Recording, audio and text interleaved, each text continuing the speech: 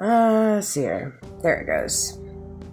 So I have a video uploading discussing free will and choices, and sometimes just recognizing there's just things we're never going to understand when it comes to people's choices and what they choose to do with their free will. And the only thing that helps me overcome the hurt and the pain that comes with that, because there's hurt and pain that comes with that when you know what people do, whether it be to you or to others, like this whole thing, with Charlie, is knowing that God knows. God knows, and God handles it. God is the judge. God is. We have so many people that, and I'm not saying, now let me just be clear on here. Let me just put a disclaimer. I'm not saying that it's okay to sin. God's out here just like, go ahead, sin. Absolutely not. The goal is to not sin. That is the ultimate goal. But God realizes it's impossible for us not to sin. We're human. But the goal is to not sin. I'm not condoning sin by any means. But when it comes to understanding what possesses people and why they do the things that they do, you're just never going to know. You only know the things you're supposed to know. That's why everything's divinely orchestrated. What you know is what you're supposed to know. What you don't know, you ain't supposed to know it. Straight up. Rejection is for your protection. Tay said that. It is. And boy, have I been rejected. In so many fronts. I walk through rejection every day, baby. But it's just for my protection. As you grow in the Lord, you don't always realize how much you're changing and maturing. I know that's right. There was a video that somebody liked that I had posted back in December, talking about sibling rivalry. And I haven't watched it. I was going to watch it, but I look so different too. I really do. It's crazy, the transformation, really.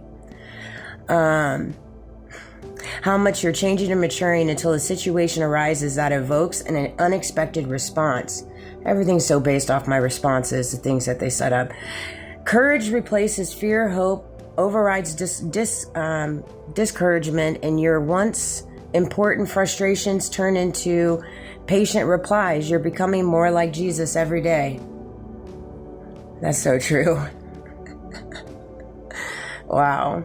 Confidence rises within you as you recognize the power of His transformation within you. Even on your worst days, you know His power is alive within. His power is alive within you. The revelations that have been unveiled to you become a foundation for you to stand upon. Regardless of what you go through, you will always know the way into His presence. I lean so much into His presence. That's what gets me through my day, is knowing His presence is around me and inside of me. It gets me through my day. Never doubt the power of your history with Him, man. Our history, 40 years on this earth, we've got some history. We really do. Man, it's so crazy how much I see Him in my life when I was younger now, and connecting all the dots. How He literally has just sprinkled His hands all over me my entire life.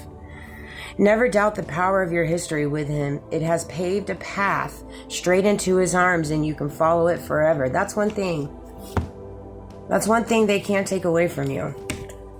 They're going to try.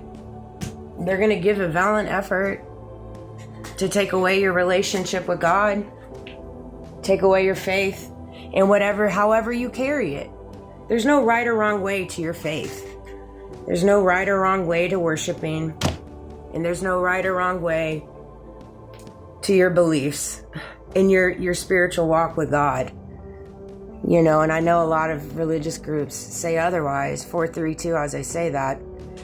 And I respect them for their beliefs. I just wish that they respected me, but story of my life. People expect respect, but they don't give it. It's like, make it make sense, y'all.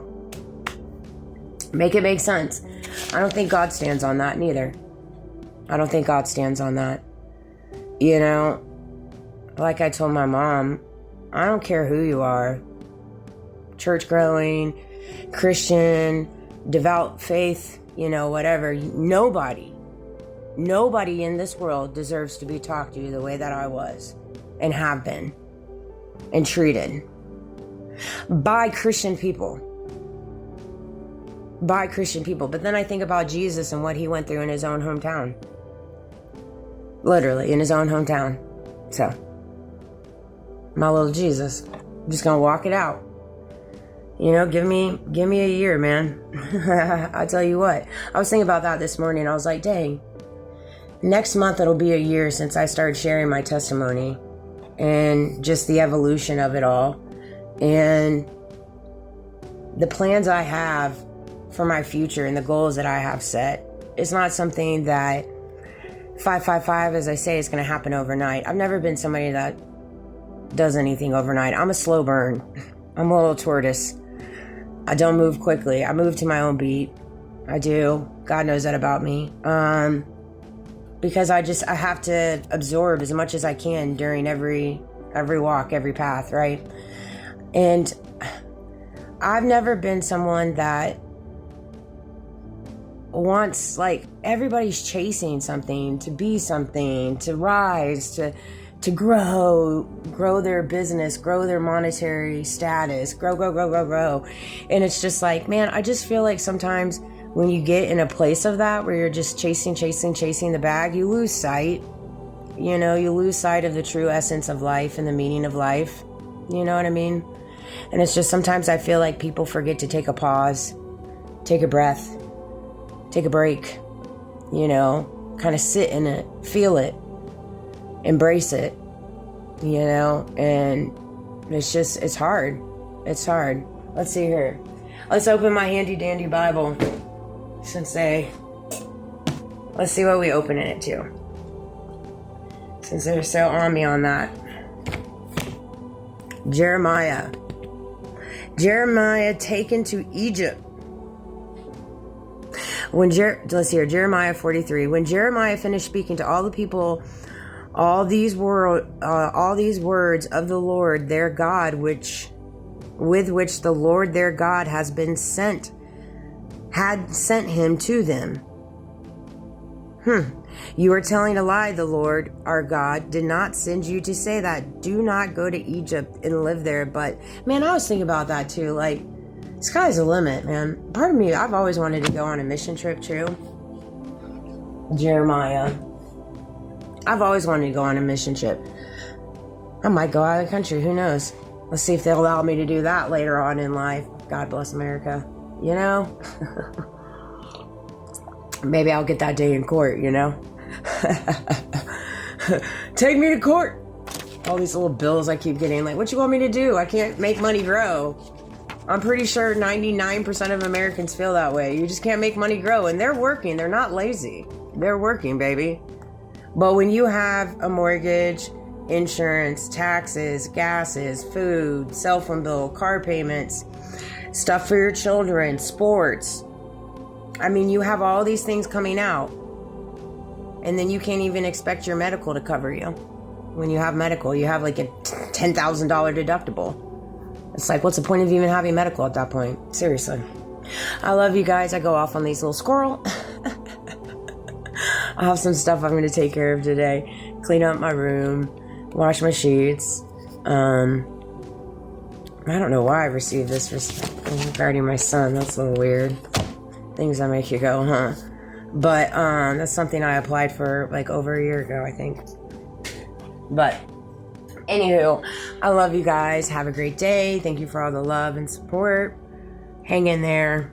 It is going to get crazy. Stay grounded. Stay rooted. Rooted in your heart. Rooted in things that are right. You know the right and wrong. You know right and wrong. Everybody does. I love you guys. Have a great day.